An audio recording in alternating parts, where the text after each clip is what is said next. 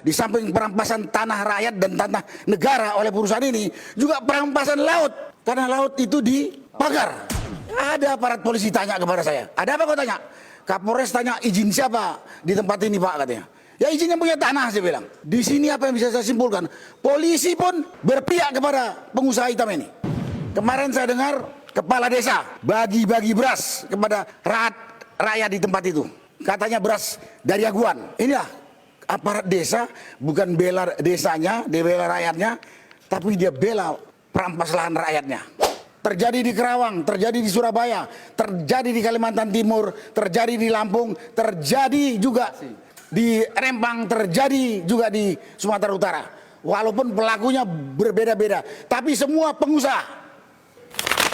Aguan CS, ini negeri-negeri bersama. Jangan bikin tentara sendiri. Karena saya tahu Anda mempunyai tentara sendiri yang kemarin mengganggu kita. Pagar laut itu ilegal, kriminal. Dan untuk nyarinya saya beritahu Pak, Bapak aparat, itu nggak butuh 1 hari menangkap penyandang dana, koordinator di lapangan, dan proyek yang mengerjakan pemasangan pagar bambu. Termasuk kontraktor yang merampas tanah dan menguruk tanah tadi. Nggak butuh 1 hari, sudah tercatat di rakyat di semuanya.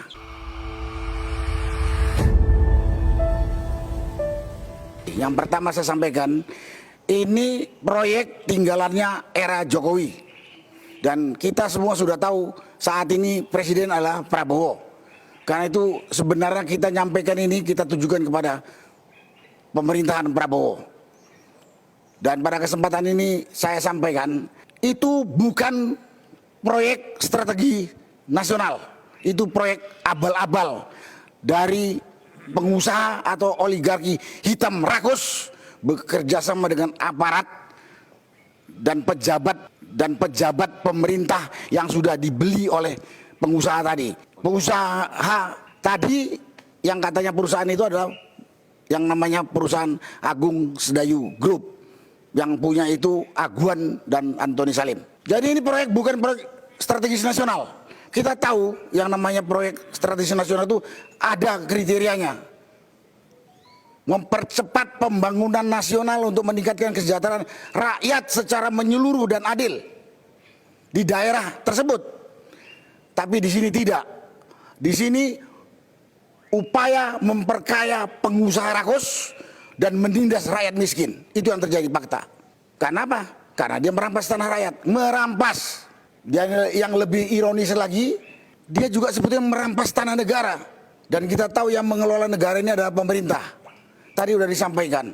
Yang dirampas oleh proyek ini, oleh Agung Sedayu Group ini, sungai ditutup, saluran irigasi ditutup, jalan juga dirampas, pantai, laut juga dirampas, di samping tanah rakyat. Jadi ini pemerintah apa ini kalau diam saja? Terus terang kalau kepada pengusaha hitamnya ini, ya namanya juga ada pengusaha hitam bajingan. Memang harus dimusnahkan ini. Tapi pemerintah yang bisa dikendali oleh pengusaha bajingan ini loh yang saya heran. Harus dimusnahkan juga. Ya harus dimusnahkan. Saya biar begini juga pernah jadi pejabat pemerintah. Kita tahu apa yang harus kita kerjakan sebagai pejabat pemerintah untuk rakyat. Sekali pada kesempatan saya menyindir, meminta, kalau nggak bilang marah kepada pejabat pemerintah dan aparat. Saya lihat sendiri kemarin. Saya berhenti di salah satu masjid, pengurus masjidnya langsung melarang. Perintah Kapolsek katanya. Masjid Al-Ma'arif Desa Kohot. Kaget saya. Ya saya kasihan lihatnya, kita tinggalkan aja. Ini yang perlu saya sampaikan. Yang kedua, sampai di sana kita kumpul, titik rencana kegiatan kita sudah diduga sekelompok orang, bayarannya si Aguan. Terpaksa kita pindah. Kemudian di titik yang baru tadi kita juga diganggu oleh preman tadi. Saya pikir negara di mana? Negara punya Aguan. Negara punya pemerintah. Di mana kehormatan harga diri dan tanggung jawabnya pemerintah resmi? Pemerintah Republik Indonesia, yang di sana ada pemerintahan desa, polisi, ada juga TNI dan instansi lain. Rakyat ini hanya dianggap, saya tidak tahu, dianggap apa ya? Dianggap hewan liar atau apa gitu? Sampah. Atau sampah? Itu. Kemudian tadi sudah disampaikan, di samping perampasan tanah rakyat dan tanah negara oleh perusahaan ini, juga perampasan laut. Tanah laut itu dipagar. Rakyat tahu siapa yang melakukan, siapa yang membiayai. Tapi masih juga ada pihak, ya pihak perusahaan ini, itu yang bangun swadaya rakyat. Gimana mungkin rakyat swadaya bisa membangun pagar dari bambu sepanjang 30 km lebih yang kita hitung biayanya lebih puluhan miliar. Rakyat makan aja susah. Habis itu tidak tahu. Dan pemerintah masih diam saja. Pemerintahan yang dipimpin oleh Prabowo, Presiden. Itu kondisi.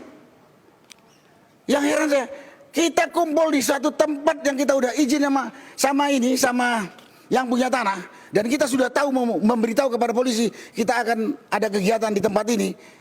Ada aparat polisi tanya kepada saya, ada apa kau tanya? Kapolres tanya izin siapa di tempat ini Pak, katanya.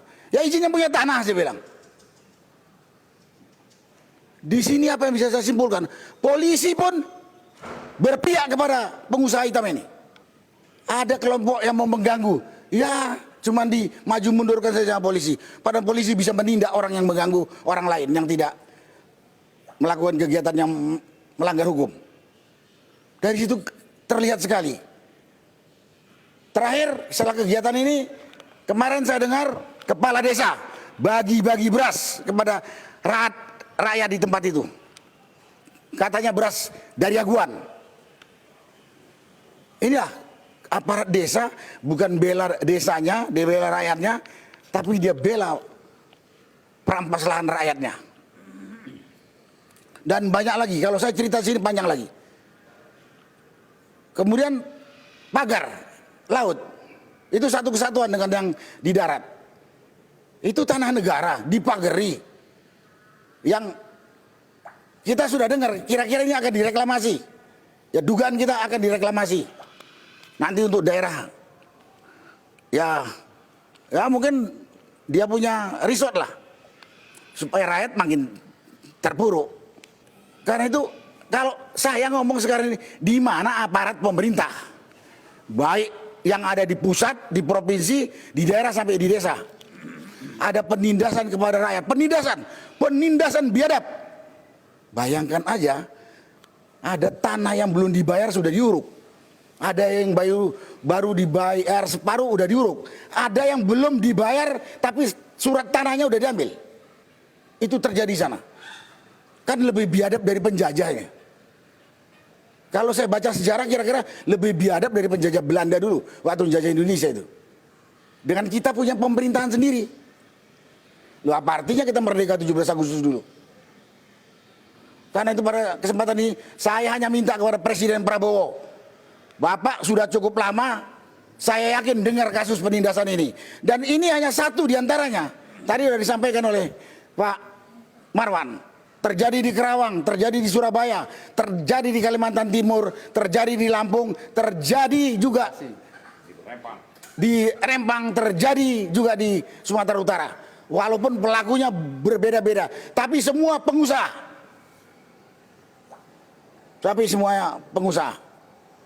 Saya hanya menuntut pertanggungjawaban. Saya bekas pejabat, jadi saya tahu apa tugas pokok pejabat. Saya juga tidak baik jadi pejabat, tapi saya tidak pernah merampas, menginjak-injak atau mengemis kepada rakyat. Karena dia yang harus kita bantu. Tapi faktanya sekarang, rakyat yang sudah kehilangan tempat tinggal, kehilangan pekerjaan, dan lain sebagainya, terlunta-lunta di 8 kecamatan itu. Karena itu, dan juga kepada pengusaha, Anda itu manusia pakai hati, mau kaya, kayalah kau. Tapi jangan merampas orang miskin punya. Orang miskin itu harusnya kamu tolong. Kemudian kepada rakyat. Kita udah lihat pemerintah kita diem saja. Wakil kita di DPR diem saja. Ya jangan kita mau juga ditindas. Tadi udah dikatakan, apa boleh buat kalau kita terpaksa harus menghimpun kekuatan untuk melawan. Karena kita